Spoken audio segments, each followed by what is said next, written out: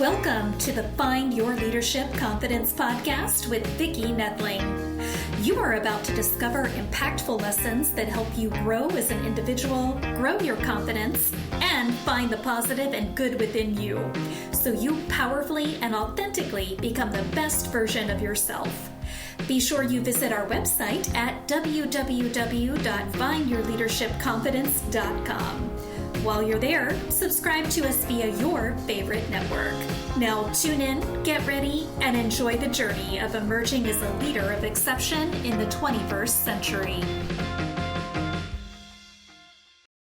Welcome, everyone, to the Find Your Leadership Confidence podcast. I'm your host, Vicki Nedling, coming to you from Roswell, Georgia. The goal of this podcast is to bring topics and guests that will empower you to become that confident leader and take your business and your life to the next level. Today, I am very excited to have with me to introduce to you Dr. Lori Baker-Schena. And let me tell you about Dr. Lori. She is a professional career entrepreneur extraordinaire, and her career really and truly reflects her journey. And it was not a journey and not a destination. She has continually reinvented herself based on three factors. First, her passion. Second, her ability to positively impact others. And thirdly, and finally, her commitment to find joy every day. Each chapter of Lori's life story is a building block to the expertise she brings to her clients. Today, she's delivering dynamic speeches to a variety of audiences, offering individual executive coaching and leadership retreat presentations, providing team building, communication training, and conflict management skills to extensive audiences, both leaders and employees nationwide.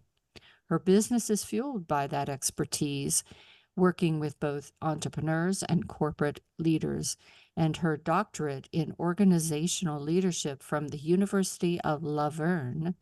Ultimately, Dr. Lori's goal is to help organizations increase and enhance productivity, profitability, and employee engagement and customer service. So the solution shift, pivot to positivity, is what we're going to talk about today. So please join me in welcoming my guest, Dr. Lori Baker-Schena. Thank you, Vicki. Dr. Lori.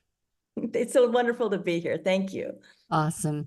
So those that watch the podcast all the time know I ask two easy, simple questions, although sometimes you throw a wrench in it and it's not so easy for some people. But first, tell everybody, where do you call home? Where do you live? I live in beautiful Olympia, Washington, which is about an hour south of Seattle, on the lovely West Coast. Yeah, I have been there. It is lovely, lovely. So we gave just a brief highlight of your career currently and some of the insights you have, but I'd love for you to share your journey. We all know that we did not step out of high school, college, and do what we're doing today, most cases. So talk about that journey and the different paths that led to the where you are today. Well, thank you, Vicki. Well, I grew up in Southern California, so I'm a Southern California girl. In fact, I just moved up here a few years ago, which was a wonderful change for me. But I was always interested in writing and journalism. And when I graduated college, I thought that I wanted to be in newspapers. And then after 6 months, I realized it wasn't for me. Yeah. I was 22 years old. I had majored. I was the top of my class. I had put all my energy into this. And then I woke up and realized this is not for me. And I was 22 years old. And I think that was my first insight that what you start out doing doesn't have to be with you the rest of your life. Yeah. And so I pivoted to public relations, which is very funny because back in the 80s, public relations was, very press releases. Yeah, press releases. And, it was just like, not a popular trade, and no respect there. But I was able to use my writing. And long story short, I did different jobs in my 20s that led me into healthcare public relations. And that really resonated with me because I really enjoyed working with doctors and hospitals and doing marketing and communications. But when I was 29, I realized that I did not like to be managed by somebody. I didn't like, and the experience, it's a long story, which we don't have, but my boss left and the people were not respectful of my work. And so I worked really hard and I realized I could possibly do this by myself. And this was 1987, Vicki, which was a huge recession. And Yeah. everyone said, "Oh, Laura, you're going to fail. You know, how are you going to leave a really good job to go on your own and try something entrepreneurial?" And I thought to myself, and this is my first positive thing, what's the worst that could happen to Yeah. me? I'm not going to starve. I can always find a new job if I fail. Let me give it a shot. So the first year out, I started my own business, Baker-Schena Communications, which was a healthcare marketing and public relations business. Mm-hmm. And I doubled my salary, Wow. which had many lessons there. You have to be brave. You cannot listen to what other people think. And you have to follow your heart and your passion and move forward without fear. But I call that strategic risk. So long story short, I ran that company for many years. I loved teaching, and I ended up becoming a full-time professor of journalism at my alumni Cal State Northridge while running my business. And so that was kind of like my second act. My first act was basically my marketing business. My second act in my life was being a professor. And then when I was 55, I was diagnosed with non-Hodgkin's lymphoma.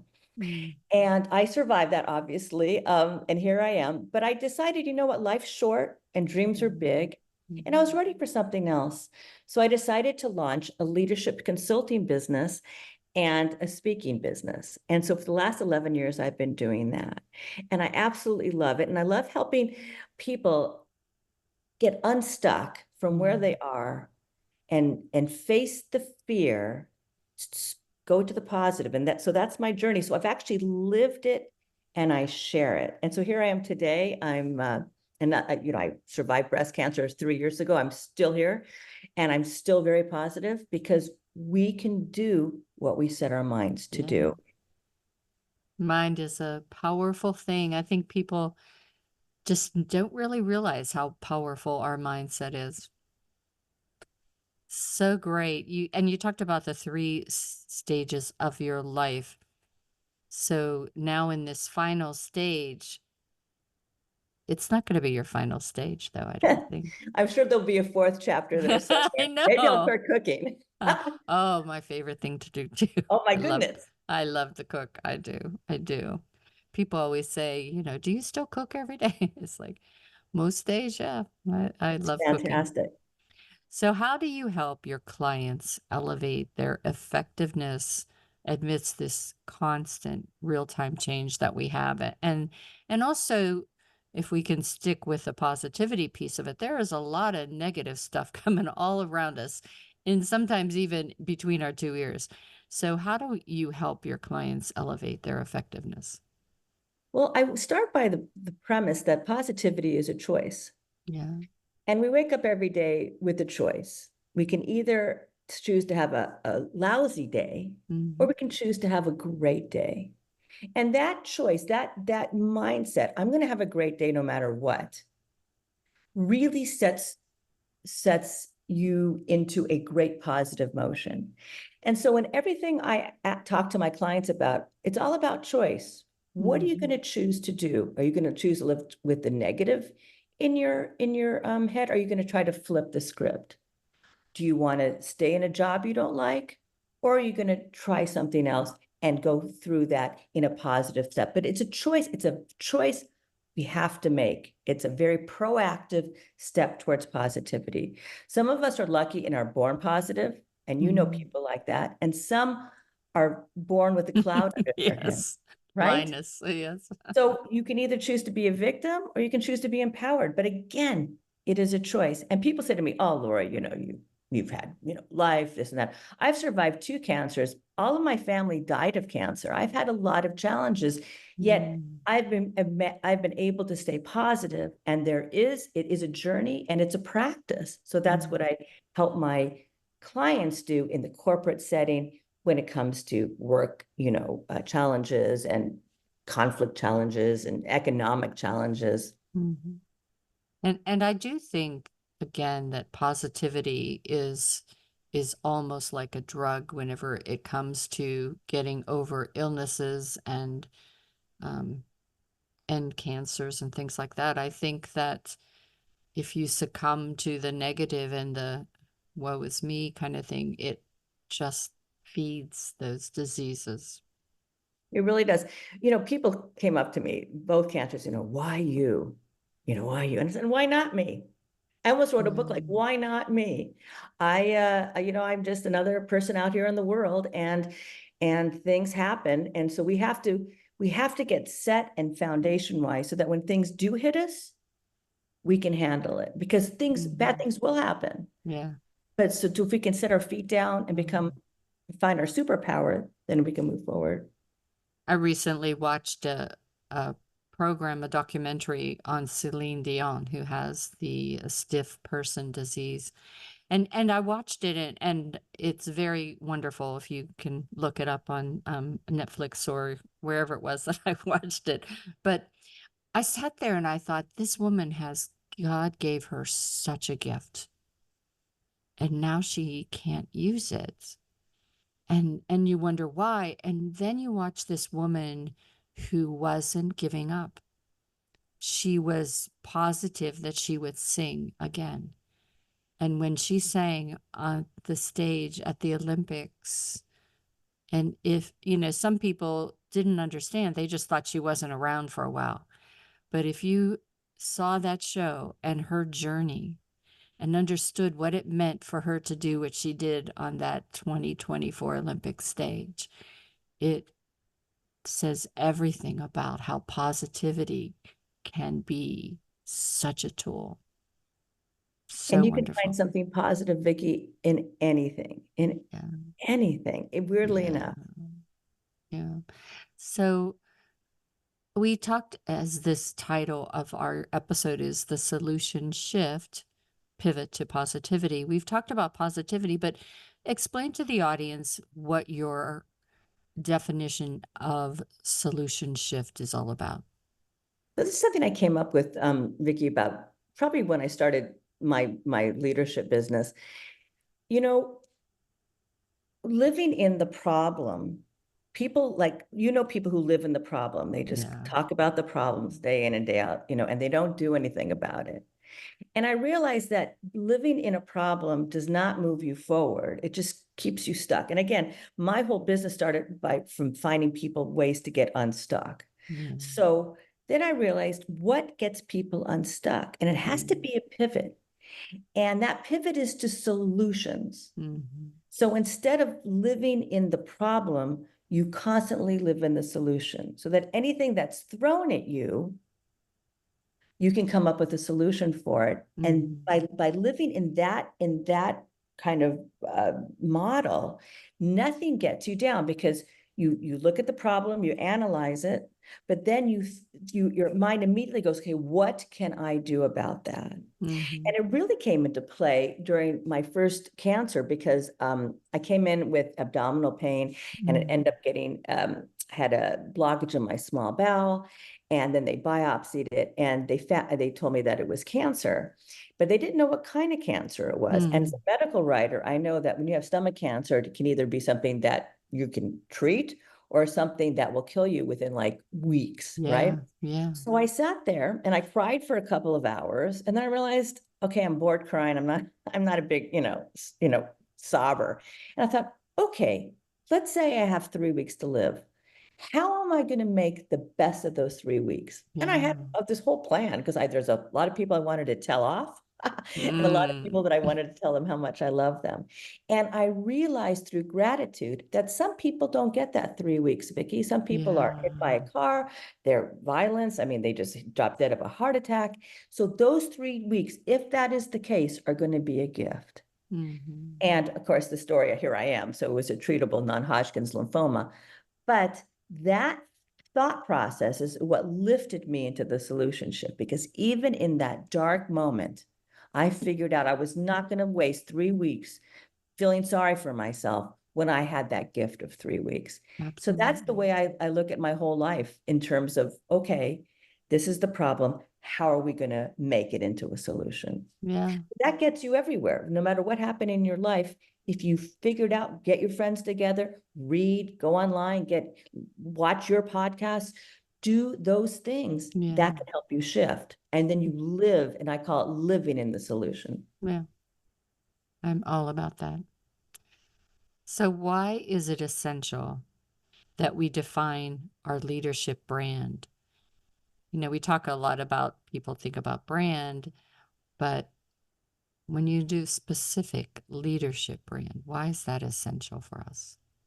I help people find their leadership brand because it's the way you present yourself to the world, Mhm. but also the way that you feel about yourself. And if you think about people, famous people like Michelle Obama and, some of the athletes, in the Olympics, everyone has a brand. Like they walk in the room and you know who they are and what they Right, represent. right. So we need to bring that out in ourselves. And that means looking inward instead of Mhm. looking outward, and really navigating our lives through what we want rather than worried about how the world perceives us. Mhm. And once you're able to do that and find your brand, like how you walk, how you talk, how you present the world, what you offer the world, the value you give the world, when people know that, and look at Vicky, people know your brand. You're a great coach, you are a great public speaker and teacher, and you've developed that brand, and people can go to you because they trust that that is what you can deliver and that's your value. And you're different from every other Yeah. leader in the country. So that is why it's so important. And I think that's important because, especially new entrepreneurs, you are looking to see who's successful and trying to emulate, copy, or whatever you want to call those people. But then that sometimes takes you away from who you are and the gifts that you have, the individual. There's tons of coaches around the world, but what makes you a great coach is that you connect with the people that connect with you. And you can only Absolutely. do that if you're you. Very well said. Exactly. And thus you have to discover you. And Yeah, that is the whole leadership brand approach. absolutely. What are some practical tips that you have used or coached others to use for staying positive? Again, going back to all the things we've talked about, there's just so many things that come your way. In your business, I think everybody thinks, well, if I'm not making $1 million after the first month, I must not be doing something right. But we know in life it is a roller coaster, and we have to be able to understand that that downward scary part is going to lead us to that upward hard part to get to the top, right? So how do we stay positive by all that? Well, I call that energy management is what I do with that. And it all starts, Vicky, with what you can control and what you can't.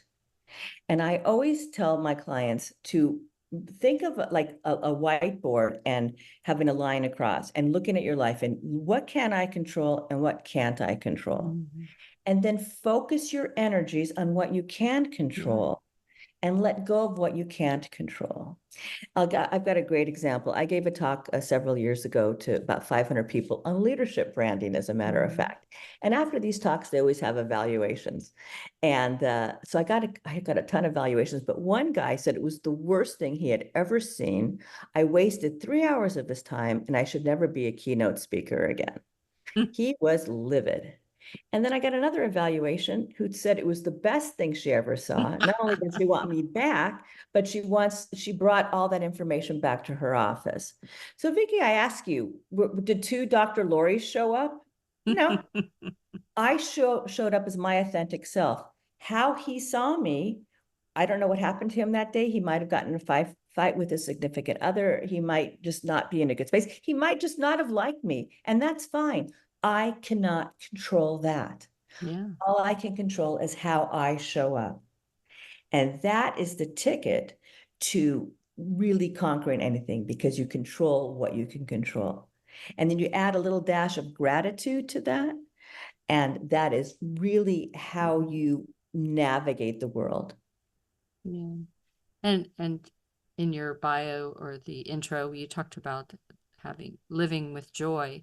And I think that just shows out in your personality. And, as long as you show up being the best you, and sometimes that takes some work because the best you got a cold that day, or the best you's, tired. I have a brand new puppy, and that's like a new baby again. So, you may be a little tired that day, but you do the best you can and always try. You're not going to be perfect And we don't want to be ever, perfect. ever. But I always say perfect is boring. say, oh my goodness, perfect is boring. I don't have any friends who are perfect. I don't like, Mm. it just doesn't work for me. That's so funny because I say the same thing. Yeah, it It's is very true. true. And Vicky, I always say that negativity has never moved anyone forward. Yes, that's so true. And so positivity moves you forward. And if you can make the choice to be positive. And one of the quick thing I tell people is that you have to really monitor what's the negative thoughts in your brain, because we're so programmed for that. And Mhm. how you do that is when you start hearing them, you write them down and you realize, and you look at them and say, is that really a factual Yeah, thing? all right. And then once you figure out, then maybe you can start telling yourself, flip the script and start telling yourself positive things. Catch yourself, write it down, and then start thinking. Because a lot of the things we tell ourselves are just not even true. Yeah. And we're lying to ourselves. Yeah. So all that stuff, all those elements can really contribute to the joy. And, even if you're not feeling well, you just, be feeling, you know, just moving forward with positivity really, really is That's so true. elevating. So true. So I often talk to people like yourself about accepting failure as a life lesson, and that it's going to happen, and embrace it and learn from it, and let that be your courage to not try or say yes to things. So watching any Olympics, you always have a great reminder of the benefits of using and being able to persevere in amidst hard times, adversity, failures. So how can we use examples of these athletes that fall off their balance beam, or fall off the high jump, or all those things where a lot of us would just cry in a ball and not move and never try that again. But yet these people get back up and go on to win gold and silver. How can we use this in our lives as a reminder to not give up? I think our society does not celebrate failure, unfortunately. Yeah. And yet failure is how we learn. I mean, ask anyone who's had a failed romantic relationship and have learned from it. Some of us don't learn, Mm-hmm. but learn from it. I mean, we don't know what we don't know until we Yeah. fail. Yeah. And so we can't grow without failure, but we have not in our society accepted that. So the thing about that I see when I see these elite athletes understand that failure is a part of success. Yeah. And so it's not as devastating to them. I mean, it's devastating, but not like we are, because they realize it's part of their process and part of their journey. And they're not robots, they're human. Mm-hmm. But when I see that failure and people getting back up, I see them, these athletes, as role models, because their value is bigger than a gold medal. Their value is being role models for the rest of us. How many little girls and boys now become gymnasts because they see the Olympics? Mm-hmm. That role model, that what, you're going to get up, you can get up and you can do that again. That courage, that bravery, that is something that is a hard lesson. You learn from that lesson, but it doesn't define you. And there's a bigger universe at play. And so I think these athletes realize that. And look, I fail every day. I mean, I make some hilarious Too. mistakes. but I learn from them, and I'm not afraid, because you can you can live your life in a little bubble and not do anything and be, Right. and that's how you're going to live your one life here, right? Mm-hmm. Or you can say, you know what, if I fail, it's if it doesn't kill you, I mean, it That's didn't, right. then that's it. But again, I think we need to start teaching our children young that it is okay. It is okay Yeah. to fail, because if we don't teach our kids how to fail and how to get up, I don't know what we're doing with them. Yeah. And the same goes for us and young people in the workforce. You're going to make mistakes, but it's not, I'll tell you something, Vicki, I say two things. Unless you're a surgeon or a Yeah. pilot, failing's okay. Yeah, that's very true. That's very true. One of my slides. I always say, if it doesn't kill you or put you in jail, try it. Do I it anyway. love that. Yeah. Often to my people who have to get up and speak, and I said, I don't know anyone who's ever died from public speaking. And then somebody told me somebody that did. But I said that had nothing to do with their speech. It's poor diet and poor health. That's awesome. That's great. Gosh. All right. Well, it is time now for me to share the contact information for Dr. Lori. If you have enjoyed this conversation as much as I have and would like to know more about what she does and resources that she has for you, I'm going to share, as always, my contact information on Dr. Lori. The information is available on my YouTube channel, Vicki Nettling, so please subscribe, as well as my findyourleadershipconfidence.com website. So as always, for those just listening, go grab that paper and pencil real quick. I will read the website and social media pages for you. So the website is LoriBaker-Schena.com. That's LoriBakerSchena.com. Facebook is Dr. BS, capital D, capital BS, Dr. BS on Facebook. And Instagram is Dr. BS, all small letters. And LinkedIn is Lori Baker-Schena. I'm going to turn it over to Dr. Lori to talk to you about her website, what she has out there, any resources that you might want to grab, as well as where she spends the most time in social media, so you could immediately DM her to get a instant contact. So with that, I'll turn it to you, Dr. Lori. You can see some of my podcasts, and this will also go up on my website. And the best place to reach me is on LinkedIn. I really, it's a very active, professional place. And also you can send me a DM on my website too. I'd love to hear from you, and I'm a big problem solver. So I'd love to help you and figure out if you have a specific challenge or a life challenge, what we can do together. Fantastic. All right. So thank you so much for being a great guest. I had just a great time chatting with you and getting to know you, and I loved all of the information you shared. As we said in our earlier chat before we got started, you and I are very much aligned in what we do and why we do it. And so it's been a real pleasure. Thank you so much. A real pleasure, Vicki. As always, I remind everyone that life is a journey, and it's up to you to enjoy the ride. This is Vicki Nettling, signing off. Thank you for tuning into the Find Your Leadership Confidence podcast with Vicki Nettling, where we share impactful lessons that help you grow as an individual, grow your confidence, and find the positive and good within you so you powerfully and authentically become the best version of yourself. Remember to visit our website at www.findyourleadershipconfidence.com and enjoy even more great episodes like this one. Again, while you're here, subscribe to us via your favorite network. We look forward to seeing you next time on the Find Your Leadership Confidence podcast.